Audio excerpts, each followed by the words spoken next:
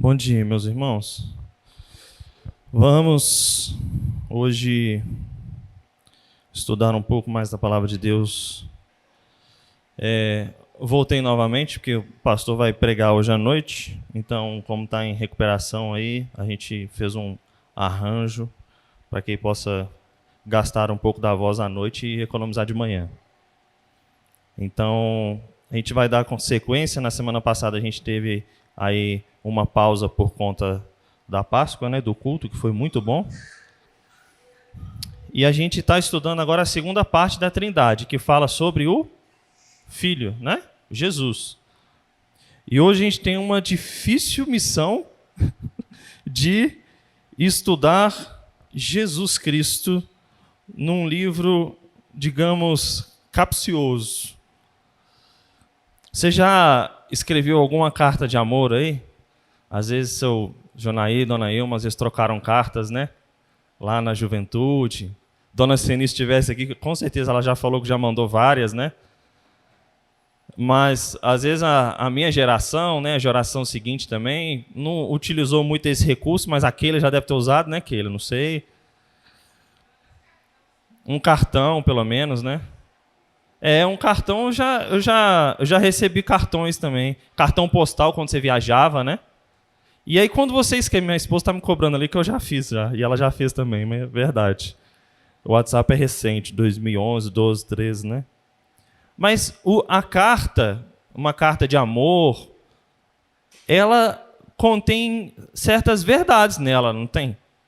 Todo mundo concorda? Você está fazendo ali uma declaração, né? Você quer encantar uma pessoa, se declarar, abrir seu coração para ela.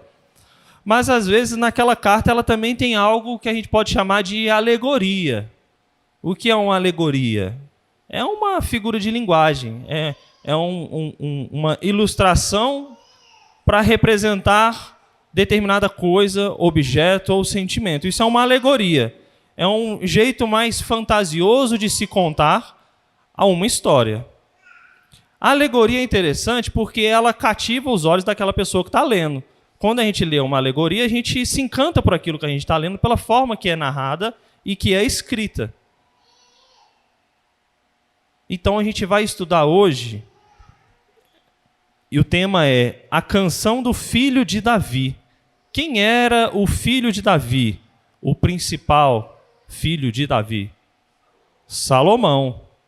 Então hoje a gente vai ver Jesus Cristo na pessoa de Salomão, por meio desse livro, Cântico dos Cânticos de Salomão. O próprio pastor já falou, se você olhar aí na liturgia, no nosso boletim, está escrito Cantares. Se você abrir a sua Bíblia, às vezes está Cântico dos Cânticos, ou Cântico apenas. Isso tudo quer dizer a mesma coisa. Se você fala Cântico dos Cânticos, quer dizer que existiam vários cânticos, né? E esse cântico está acima, foi extraído, né? É como se fosse o suprassumo dos cânticos. E a gente vai ver o porquê disso. Então, tenha na mente. O objetivo da aula de hoje é apresentar a beleza de Jesus Cristo, tipificada por Salomão, escrita aqui em Cântico dos Cânticos. Esse é o objetivo da aula de hoje. Explicar a beleza, explorar a beleza de Jesus Cristo, tipificada em Salomão, registrada aqui em Cântico dos Cânticos. Então vamos lá. Abra sua Bíblia lá em Cântico dos Cânticos, deixa aberta, que a gente vai folhear um pouquinho aí, principalmente no primeiro capítulo, que é o que a gente já leu. Deixa aberta aí no capítulo 1.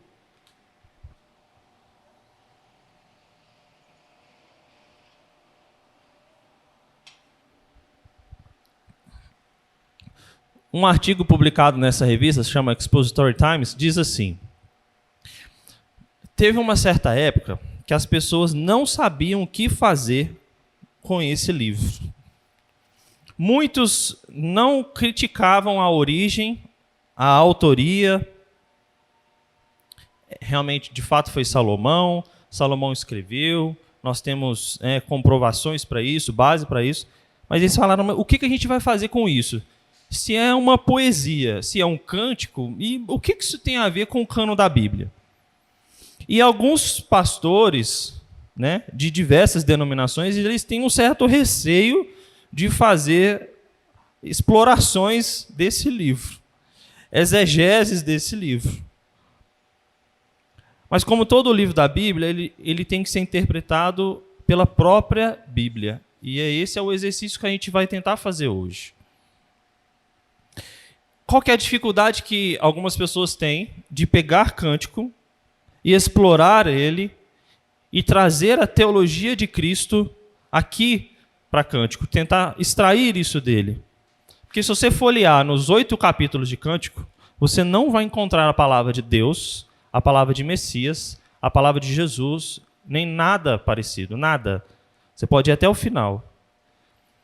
Se você tiver com a sua Bíblia ou seu celular aberto, a Bíblia física vai ser mais fácil, porque tem aquelas divisões, né, que não estão registradas no original, no cânon da Bíblia, mas foi colocada para nós para melhor organização e divisão. O primeiro versículo diz o quê? Cântico dos... De quem? Ótimo. Se o cântico é de Salomão, aí tem duas possibilidades. Uma ou outra, ou as duas. Salomão é o autor, e o Salomão também é quem? O protagonista do texto. Então, pode ser as duas coisas. Logo depois, tem um subtítulo aí, que está escrito o quê? Esposa. A partir do verso 2. Do verso 2 ao verso 4, às vezes, se você tiver com um aplicativo, não tem como ver. Do 2 ao 4 é o subtítulo esposa. Do 4b até o verso de número 7 é coro. Do verso 8 ao verso 11 é o esposo. E depois vai esposa, esposo, esposa, esposo, esposa, esposo. O que isso representa para nós? Então, para a gente entender um pouco. Quando se diz esposa, se diz de fato uma esposa. Ok? Quando está relacionado a coro, depende de quem vem anteriormente. Com o primeiro se fala é a esposa. Em seguida, o coro é as amigas da esposa, ou aquelas que se relacionam com a esposa, ok? A gente vai ver coro novamente. Vamos passar aqui a Bíblia, para a gente achar aqui, ó.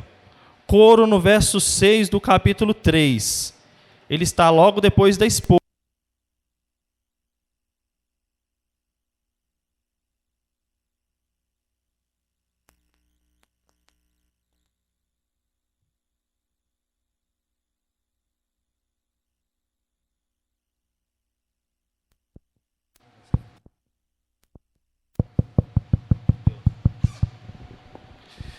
Então, coro são amigos da esposa ou amigos do esposo que eles entram na narrativa para completar essa poesia, ok?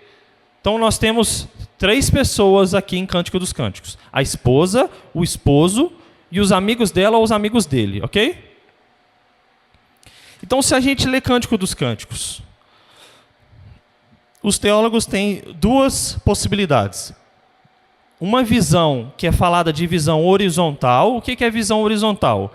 É aquela que defende que Cântico dos Cânticos eles abordam e tratam especificamente de um trato relacional. Ou seja, relacionamento entre marido e mulher. E basta isso. A outra linha aborda que Cântico dos Cânticos é puramente uma alegoria, uma figura de linguagem para se tratar a respeito do relacionamento de Deus com o povo. Ou melhor, de Cristo, que é o noivo, com a igreja, que é a noiva. Então, guarda essas 2 definições. Ou uma visão horizontal, que é puramente de um matrimônio, ou uma visão vertical, que é puramente entre Cristo e a igreja. Qual das 2 visões tem mais base bíblica para a gente defender?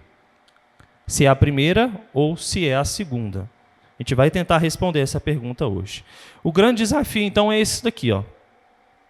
A gente tentar extrair a beleza de Cristo do livro,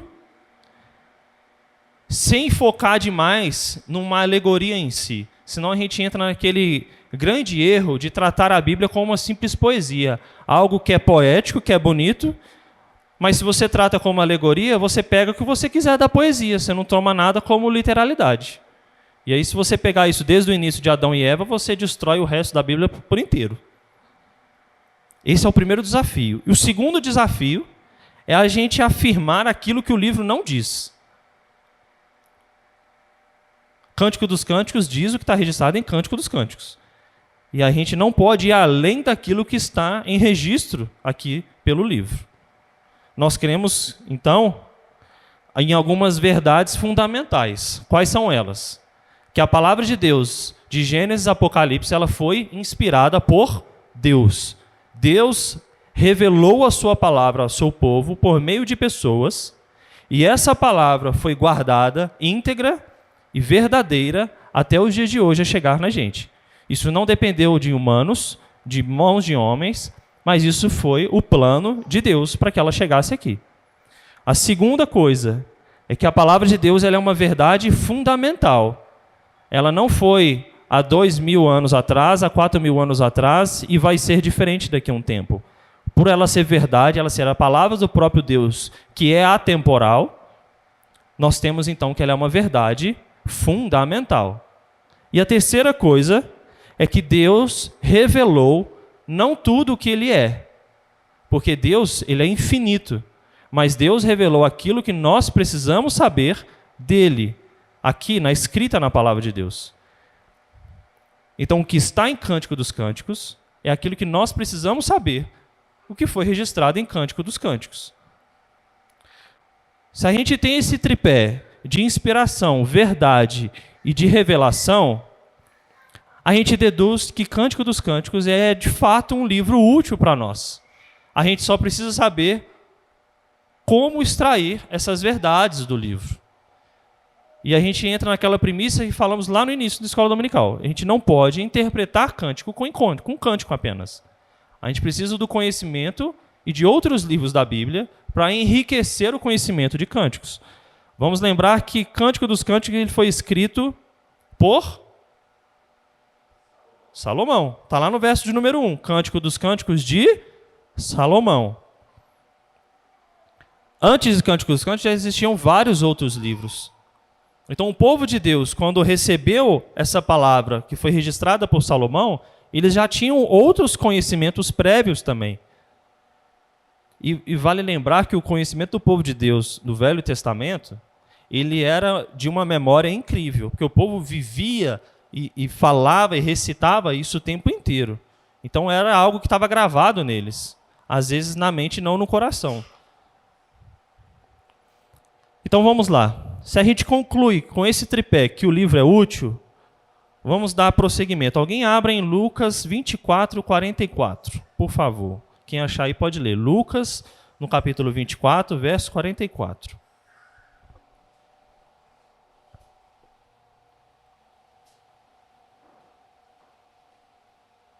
A seguir, Jesus lhes disse: são estas as palavras que eu vos falei, estando ainda convosco. Importava-se que ouvisse tudo o que de mim está escrito na lei de Moisés, nos profetas e nos salmos. Veja, Jesus ali, ele pega a importância do Velho Testamento. Quando ele pega lei, profetas e salmos, Jesus praticamente ele pega o Velho Testamento todo. Ele faz ali uma classificação e fala: tudo aquilo que está registrado no Velho Testamento testifica de mim, eu que estou aqui agora. Então a gente pode fazer uma seguinte ilustração. Cântico dos Cânticos é como se fosse um abajur. Quando a gente está em casa, a gente liga um abajur, liga uma luz, essa luz ela traz o quê? Iluminação para a gente, certo? Mas para esse abajur funcionar, ele precisa de uma coisa, que é o quê? Energia. O abajur por si só, ele não ilumina. E Cântico dos Cânticos é um abajur dessa Bíblia toda que a gente tem. E a energia que alimenta esse abajur é Jesus Cristo. É Jesus que traz a energia e a força para que, de fato, a luz chegasse a Salomão. E esse abajur fosse colocado na mesa de Salomão, iluminasse a mente e o coração dele, e ele registrasse ali a palavra de Deus. Com base nisso, a gente vai tentar, então, revelar a beleza de Jesus Cristo aqui em Cântico dos Cânticos em 3 etapas. em 3 contextos. O primeiro contexto é o contexto literário do próprio texto. Capítulo 1, verso 1, para a gente entender o tipo de texto que é. É cântico dos cânticos. Se é um cântico, a gente pode falar que é uma poesia, certo? Se é uma poesia, se o próprio Salomão diz que é um cântico, que é uma poesia, a gente não precisa nem tratar qual que é o tipo. Ele mesmo já trouxe para a gente no primeiro verso. Se é uma poesia, então não é um livro histórico. A gente estudou os livros históricos lá no Panorama no ano passado. Quando a gente trata de livros históricos, a gente vê números, nomes, regiões geográficas, detalhes característicos do próprio livro histórico. Quando se tem um livro histórico, literalmente, tudo aquilo que está ali, os detalhes que estão ali, estão descrevendo uma história. Então a gente não pode, da mesma forma que a gente interpreta um livro histórico, interpretar cântico. Por quê? Porque se tem uma alegoria, uma figura de linguagem aqui, às vezes o seu sentido vai ser figurado, certo? Vai ser um sentido que não é de fato denotativo, mas conotativo. Mas o grande desafio que a gente tem aqui é não tratar o livro inteiro como uma alegoria, porque senão o livro inteiro vira um conto qualquer. E essa aqui é a nuance que a gente precisa ter, o cuidado que a gente precisa ter ao ler o livro. E esse livro ele trata a respeito de uma celebração. Se tem esposo e tem esposa, é uma celebração de o quê? De um matrimônio, certo? E tem testemunhas nesse matrimônio. Porque se tem o coro, os amigos dele têm testemunhas ali. Então, o Cântico dos Cânticos trata a respeito de um casamento. E às vezes a gente lê Cântico dos Cânticos, a gente vê assim, ó o capítulo 2. Beija-me com os beijos de tua boca. No verso 5, a esposa ela é o quê? Ela é morena e ela é formosa. Então a gente vê beijos, calores, a gente vê palavras como seios. No verso 13 do capítulo 1. O meu amado é para mim um saquetel de mirra posto entre os meus seios. Às vezes a gente pode olhar e tem até uma conotação muito sexual, muito, às vezes, pornográfica, alguns tratam, mas qual que é o problema? O problema é o pecado do nosso coração. Porque a sensualidade e a relação sexual entre marido e mulher, ela é puramente bíblica. O problema é a pessoa que faz essa leitura e a interpretação do homem no pecado que está no homem. Porque tudo aquilo que está aqui da relação entre marido e mulher guardada dentro do matrimônio é totalmente lícita.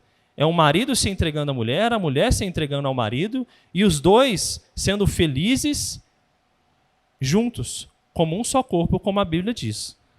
Então ela tem esse tipo de linguagem.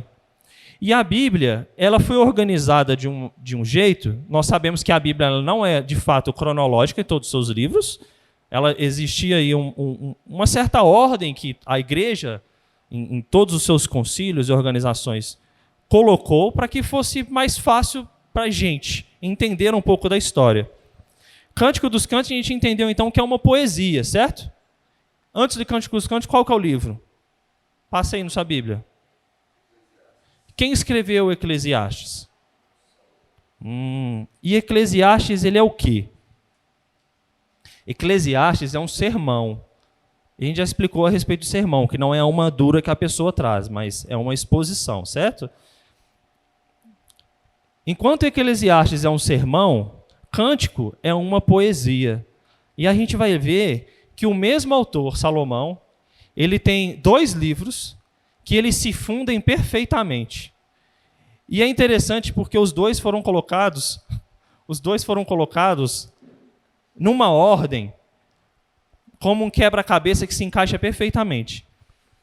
Vamos abrir lá em Eclesiastes, lá no inicinho. Capítulo 1. Alguém lê o capítulo 1, verso 1 e 2, por favor, de Eclesiastes.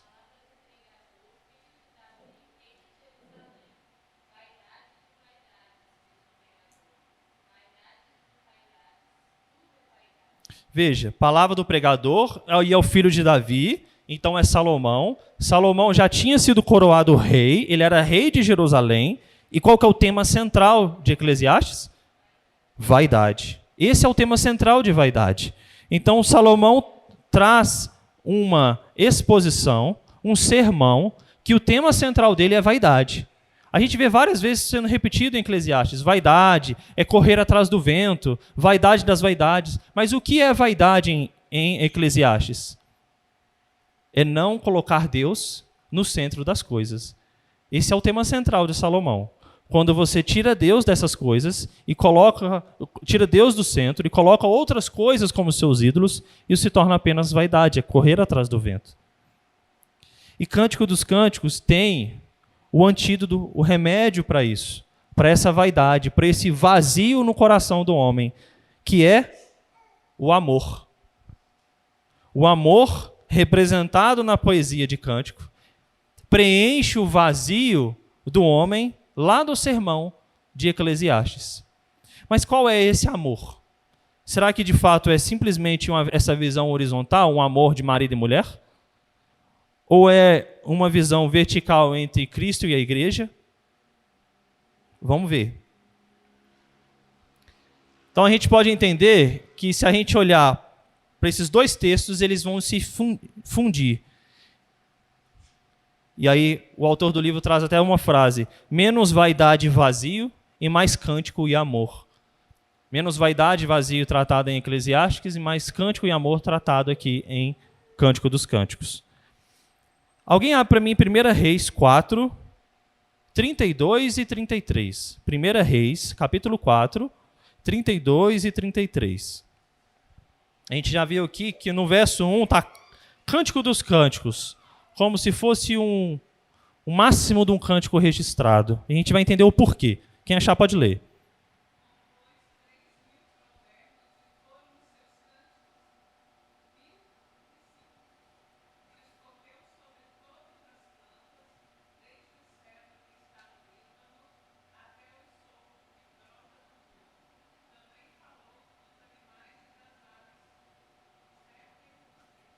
Veja, Salomão então ele compôs mais de 3.000 provérbios, mais de 1.000 cânticos a respeito de quê? Da criação. Salomão era uma pessoa de entendimento tão grande e uma sabedoria tão grande que ele fazia poesias a respeito de tudo da criação. Ele olhava para a criação e registrava aquilo através de poesias. Então, se a gente for somar, tem mais de 4 ou 5 mil aí, certo? E a gente, em Cântico dos Cânticos aqui, tem só uma pequena fração. E é isso que a gente precisa entender. Deus fez com que Cântico dos Cânticos fosse registrado aqui e separado e chegasse até nós, simplesmente porque Ele quis, porque está no plano dele, mas Salomão registrou muito mais do que isso. E aqui a gente está com uma porção para a gente debruçar hoje.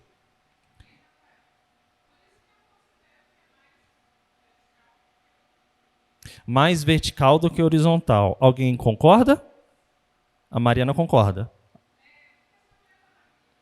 Porque você não entra na Bíblia? Senão não ia estar na Bíblia, no cânon. É uma dedução lógica. Alguém discorda? Então vamos lembrar, horizontal é só a respeito do marido e mulher, né? O texto só fala a respeito de marido e mulher. Vertical é a respeito de Cristo e a igreja, a sua noiva. Dá para ser os dois.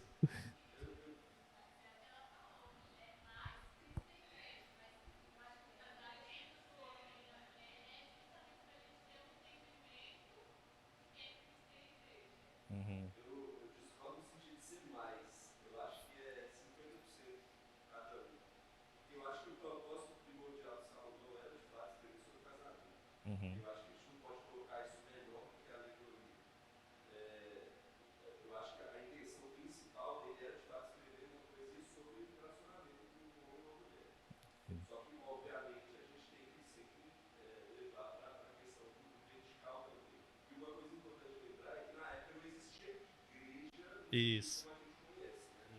Era um povo de Israel.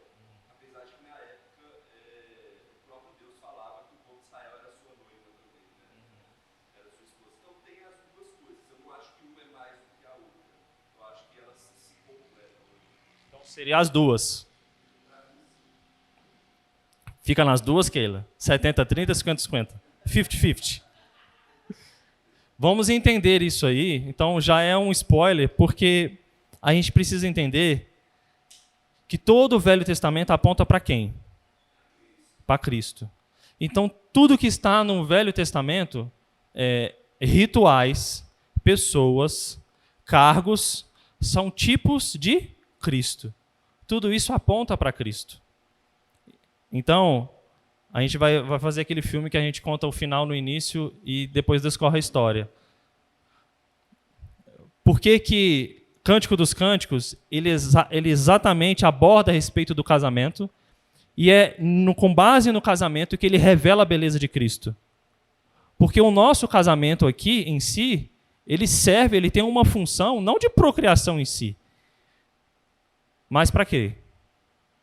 Para glorificar a Cristo através das nossas vidas. É para isso que a gente casa. A gente casa porque a gente ama uma pessoa? Sim, mas Cristo faz a gente brotar isso em nosso coração. Cristo molda o nosso coração como pessoas. Cristo une pessoas totalmente diferentes entre si, colocam dentro de uma casa para viver eternamente enquanto estiverem aqui na terra. Tudo isso para quê? Para que o nome de Cristo seja exaltado e glorificado. Todas as coisas que Salomão escreveu aqui a respeito de uma pedra, a respeito de uma árvore, ele revelava a beleza de Deus nessas coisas na criação. E assim também é a respeito do casamento. Por isso que realmente, de fato, é 50-50. Porque o primeiro 50, a primeira porção, ele quer dizer a respeito da criação, mas como tipo de revelação apontando para Deus, que é a segunda parte dos 50. A segunda metade, ela fala a respeito do Criador. E essas coisas, uma deve apontar para a outra. E a gente vai ver mais detalhadamente a respeito disso. Eu acho que isso a gente pode aplicar para qualquer outro livro da Bíblia, essa questão dos 50-50, né? Porque todo livro da Bíblia tem um propósito específico, né? Por exemplo, quando Salomão escreveu Provérbios, ele escreveu conselhos para um jovem. Só que a gente tem que apontar isso para Cristo também de alguma forma. Não é mais ou menos. São coisas que se completam, entendeu? Sim. E pegando esse gancho, a gente vai entrar no contexto, que é o contexto histórico. A gente falou que o propósito da aula era revelar a beleza de Cristo pela pessoa de Salomão, registrada em Cântico dos Cânticos. Então a gente pegou o tipo do livro, agora a gente vai pegar o contexto histórico. Então a gente vai pegar pessoas, fatos, né? Então a gente vai pegar quem? Salomão.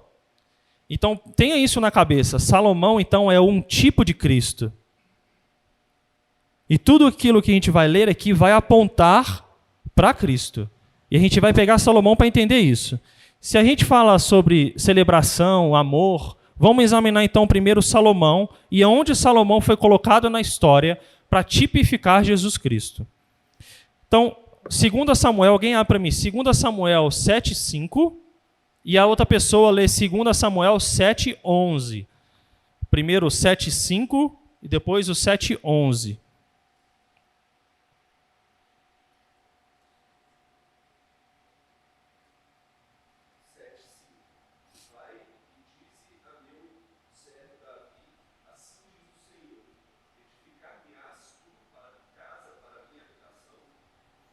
Então, aí está sendo a respeito de uma profecia de que irá construir uma casa para o povo de Deus, onde a presença de Deus estaria ali, visível no meio daquele povo. 7:11.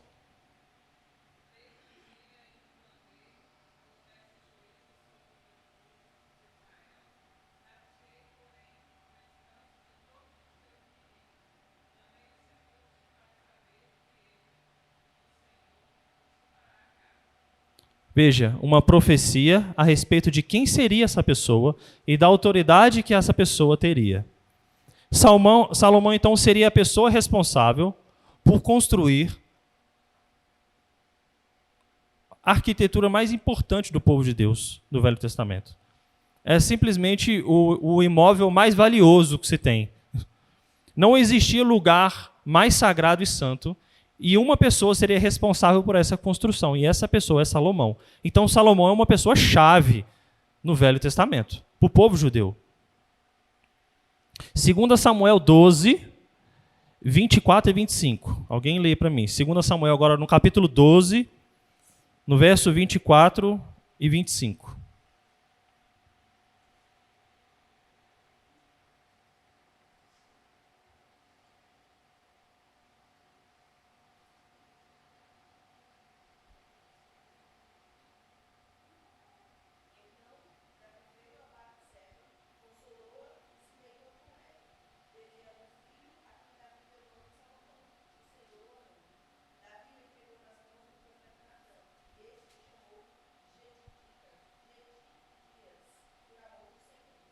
Veja, G de dias, a gente sabe que os nomes no Velho Testamento eles têm o seu significado, e G de dias o significado é esse, o amado do Senhor.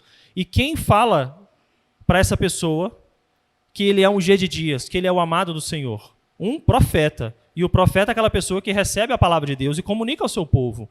Então ali é uma autoridade dada a um profeta para que aquele povo saiba. Vocês estão vendo esse bebê aqui? Esse bebê aqui, ele é amado do Senhor. Então, ela é uma pessoa diferente.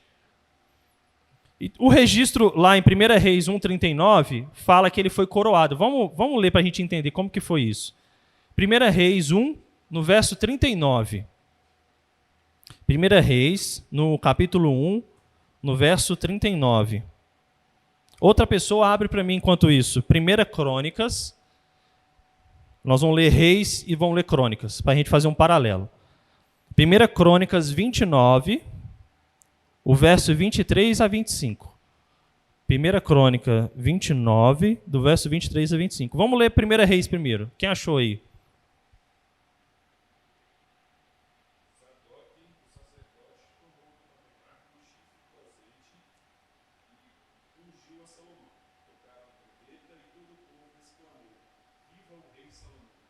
Imagine a cena. O sacerdote está no templo, ele pega um chifre, coloca um azeite. O azeite ele era um símbolo de unção, que é colocado, derramado sobre a cabeça. E ele derrama sobre Salomão, e todo o povo clama, ali falando, de fato, esse é o nosso rei. Imagina a celebração que está acontecendo ali no templo. Agora vamos ler em Crônicas. 1 Crônicas 29, de 23 a 25.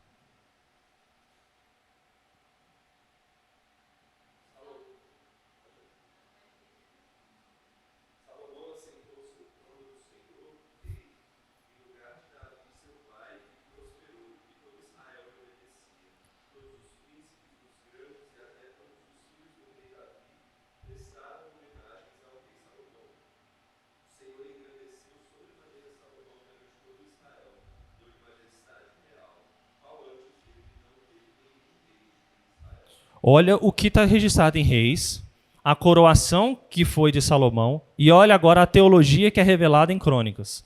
Salomão, vamos lembrar, aqui em Cântico do Cântico, a gente vai pegar Salomão como tipo de Cristo. E olha o texto que a gente leu. Salomão, ele sentou no trono de Davi? Sentou, mas como que está escrito aí no texto? Ele sentou aonde? Isso, Salomão não sentou no trono de Davi.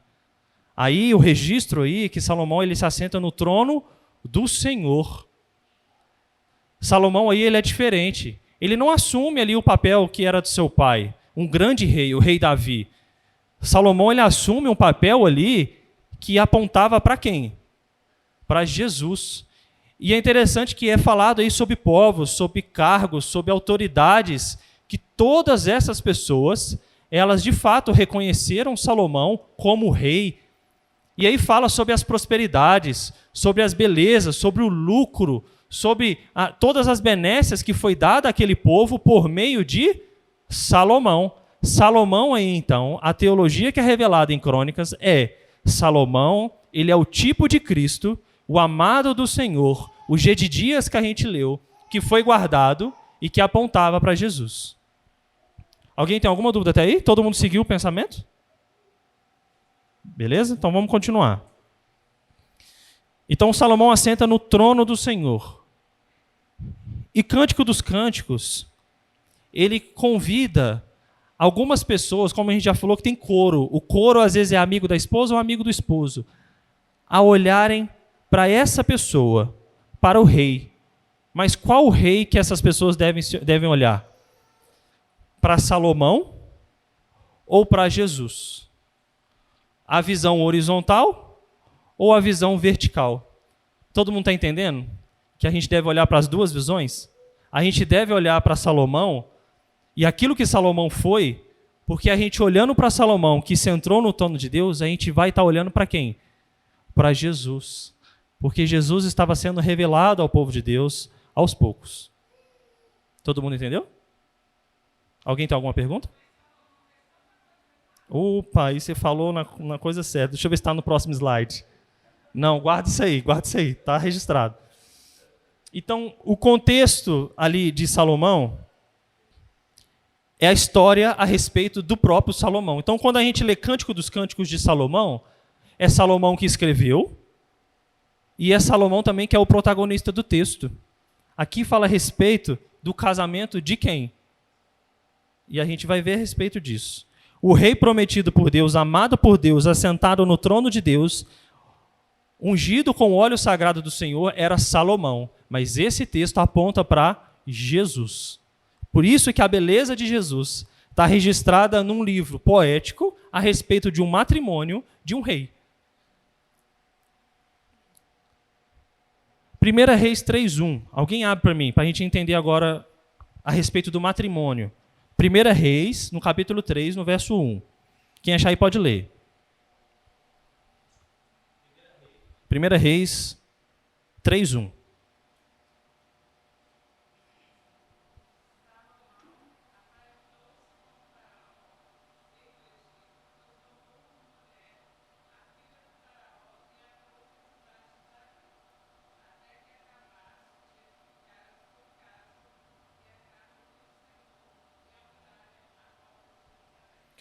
Olha esse texto.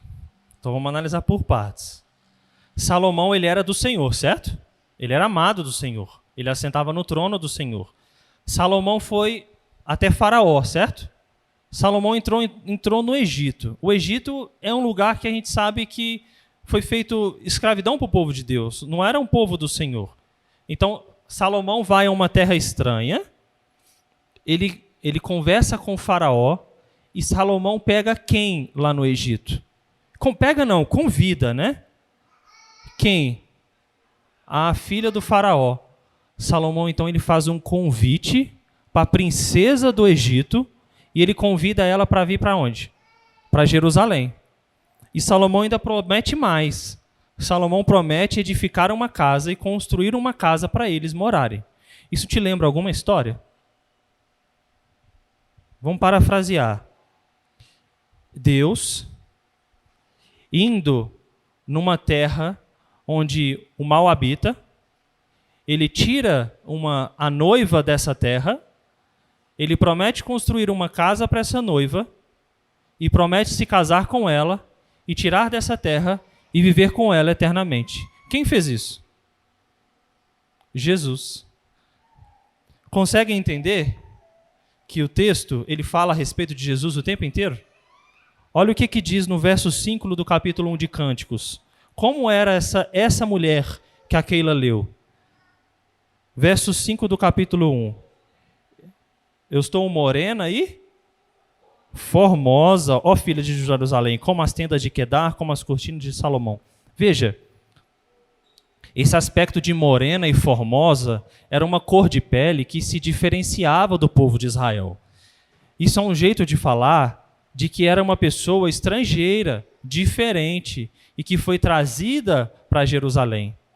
Então essa mulher tinha uma cor diferente, e ela era linda, e ela foi trazida para Jerusalém. Veja, o noivo buscando a noiva para se casar com ela. Mas essa noiva, ela não é uma israelita, era uma estrangeira. Esse texto aponta para a gente.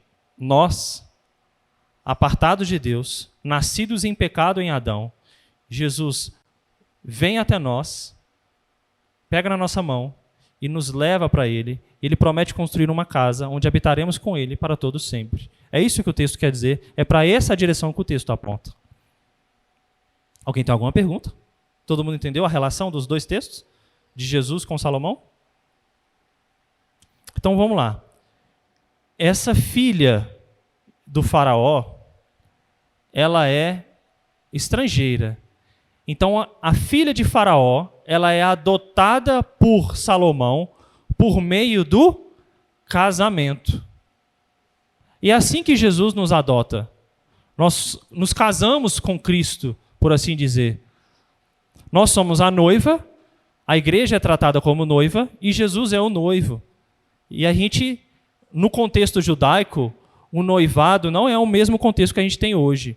O noivado, no contexto judaico, ele é um casamento como líquido e certo. Ele só vai dar errado se acontecer algumas coisas muito específicas. Mas não é hoje igual as pessoas ficam noivas e não, acho que não era para ser, não. Vamos desfazer esse noivado, é melhor antes tarde do que nunca. No contexto judaico não era assim. E é isso que a noiva de Cristo representa. O nosso casamento com Jesus é dado como líquido e certo. A gente só está esperando a sua volta. Então, esse romance da realeza, ele tem as suas noites de núpcias, ele tem seus banquetes, e ele tem o amor do marido para com a sua esposa. É isso que Cântico dos Cânticos mostra. E sempre nos aponta o amor de Cristo para com a igreja. Então, a gente já respondeu essa pergunta, né? Tem o contexto horizontal aqui? Da relação de homem e mulher? Tem. Quem é o homem? Salomão. Quem é a mulher? A filha de Faraó, a princesa. Salomão é de quem? É com Deus. Certo? A princesa é com Deus? Não. Mas a princesa ela é adotada por meio de uma pessoa que se assenta no trono de Deus, que é Salomão. Esse é o aspecto horizontal. E qual é o aspecto vertical? Que tudo aquilo que está escrito em Cântico dos Cânticos é cumprido no Novo Testamento por meio de Jesus Cristo. Então, o Cântico dos Cânticos, em 50%, representa a relação matrimonial, assim como a nossa. E os outros 50%, o Cântico dos Cânticos, nos mostra aquilo que estava obscuro no início e agora é revelado em Jesus Cristo. O amor de Jesus, o noivo, pela sua noiva. Então, aquele já até falou aí, está aí no slide. Mas se a gente olhar para Salomão, ele só fez coisa boa? Eu só peguei aqui o contexto belo, né, de Salomão. Mas a gente sabe que Salomão errou e errou muito, certo? E a gente pode falar, então como que Salomão vai ser um tipo de Cristo, é uma tipologia de Jesus, sendo que Salomão falhou, era pecador e era miserável? Aí a gente precisa pegar todos os outros tipos de Cristo que tem no Velho Testamento. Adão, a gente precisa falar do pecado de Adão? Não, né? Eu acho que esse é mais pacífico. Vamos falar de Noé. Noé pecou? Noé tomou tanto vinho, que ficou tontinho dentro da tenda. Seus filhos o viram nu. Moisés pecou? Moisés pelejou, ele reclamou contra Deus quando o povo estava lá falando com ele. E tanto que Moisés foi proibido de entrar na terra prometida. Ele subiu no alto do monte, e lá na colina ele só viu de longe. E ali mesmo ele faleceu, por conta do seu pecado. Davi pecou? A gente até leu, né, a respeito de Batseba, do adultério e da graça de Deus no meio de toda essa confusão, que transformou em maldição em bênção, e vindo ali Salomão para se assentar no trono. Jonas pecou? Jonas queria ir para Nínive? Não. Passou 3 dias no fundo do mar, na escuridão e no frio, até que ele reconhecesse seu pecado, confessasse a Deus e pedisse perdão para Deus. Então, se a gente vê os tipos de Cristo no Velho Testamento, nenhum foi sem pecado. Justamente por isso, porque o tipo, ele vai apresentar aquela pessoa que vai vir. Então, os tipos daquele que é perfeito, que é Jesus, eles não são perfeitos. De novo, os tipos daquele que é perfeito, eles não são perfeitos. O único perfeito era Jesus. É Jesus. E aí a gente pode até deduzir. Se Adão, Salomão, Davi, Jonas, se eles fossem perfeitos, de que fato você veria Jesus? Se já tivesse a perfeição aqui habitando entre nós, um profeta, um rei, um sacerdote perfeito, para que serviria Jesus? Ninguém é capaz de vencer a morte e o pecado, a não ser Jesus Cristo. E é isso que o texto nos mostra. Então, vamos para a última parte, o contexto canônico da Bíblia. Cristo sempre foi a semente que esmagaria a cabeça da cobra. A cobra que morderia o seu calcanhar. E essa semente esmagaria a cabeça da cobra. Lá em Gênesis 3,15. E Cristo, a gente sabe que Cristo foi exaltado e coroado. Vamos ler lá em 1 Timóteo 3,16. Como foi a exaltação e coroação de Cristo? 1 Timóteo 3,16. Vamos lembrar como foi a coroação de Salomão, quando a gente já leu. Salomão, quando foi coroado, ele estava no templo, o sacerdote pegou o chifre com azeite, derramou em sua cabeça e toda a multidão exclamou: esse é o nosso rei. De fato, esse é Salomão, o nosso rei. O templo lotado. Agora, olha como foi a exaltação e a coroação de Jesus Cristo. Alguém lê para mim.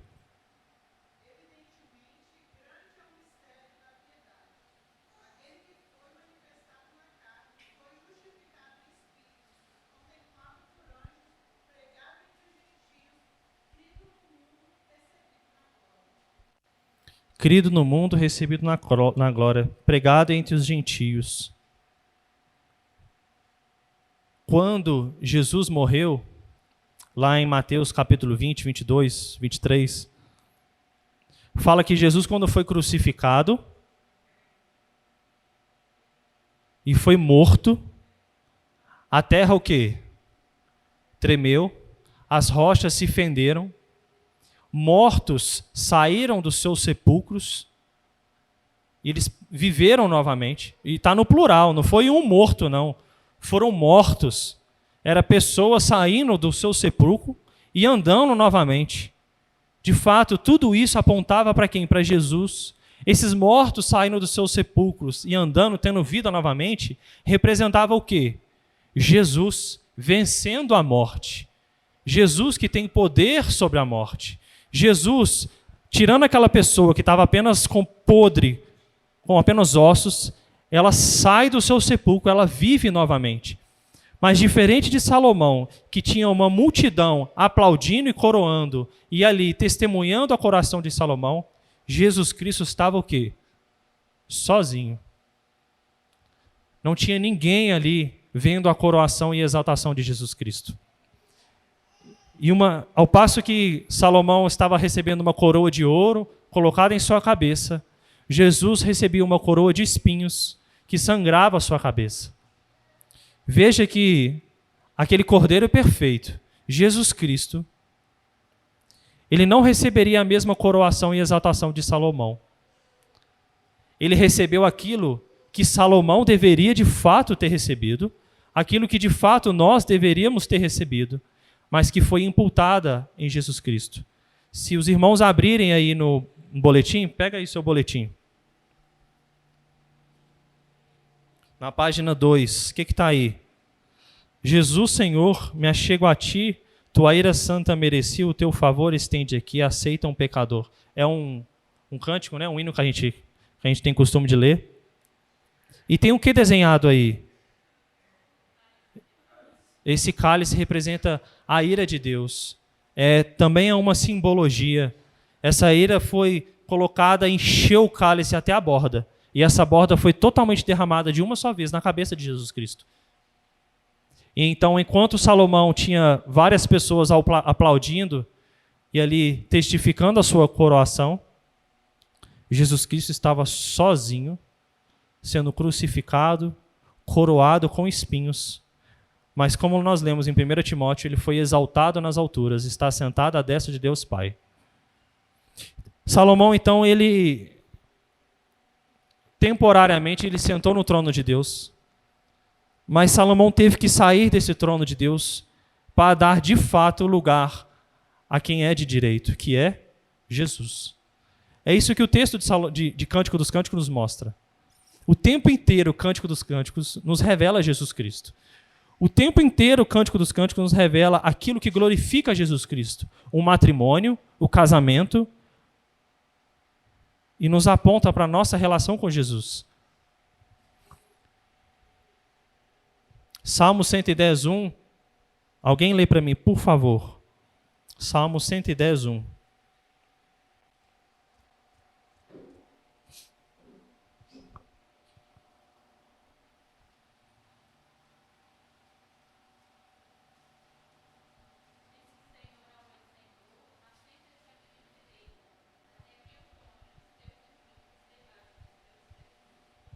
Veja, Cristo, ele tem uma posição de eminência, uma posição de poder, de majestade e de glória. E ao passo que Salomão ficou pouco tempo nesse trono, Jesus Cristo nunca vai sair desse trono, porque esse trono é dele, foi feito por ele e para ele. Esse livrinho, então, de Cântico dos Cânticos, ele é meio capcioso às vezes. Alguns tratam como enigmático. Alguns têm medo de ler Cântico dos Cânticos. Mas se de fato a gente pegar Cântico dos Cânticos, primeira coisa, pedir orientação de Deus, e interpretar Cântico dos Cânticos com a própria Bíblia, a gente vai ver que esse livro, ele é uma chave crucial do Velho Testamento, para mostrar a relação de Jesus Cristo, o noivo, com a igreja, que é a sua noiva. E esse Cântico dos Cânticos, na visão horizontal, ele também nos ensina muito. Nos ensina de como devemos amar a nossa esposa, amar o nosso esposo, e como deve ser a relação de um marido e de uma mulher. Que eles são uma só carne, que o seu corpo não é mais dele, mas é dela, que o corpo não é mais dela, mas é dele, e que eles são um só. E essa relação a gente traz para a nossa aplicação. A relação de uma aliança matrimonial, ela é inquebrável.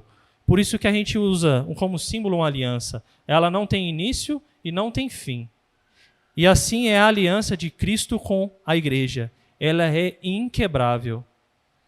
Assim como a gente leu em Salmos, Cristo é exaltado nas alturas, Jeremias 31:3 diz: com amor eterno eu te amei, por isso com benignidade te atraí.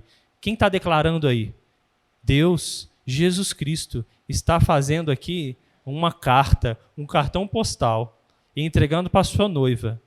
E é Jesus Cristo que fala: noiva, você está no Egito, você é uma princesa, filha de Faraó, totalmente estrangeira, você não é do meu povo, mas eu vou te atrair, te trazer para Jerusalém, vou construir uma casa, uma morada, para que a gente possa viver eternamente juntos. O noivo com a noiva, Cristo com a igreja. É isso que o casamento de Salomão nos representa.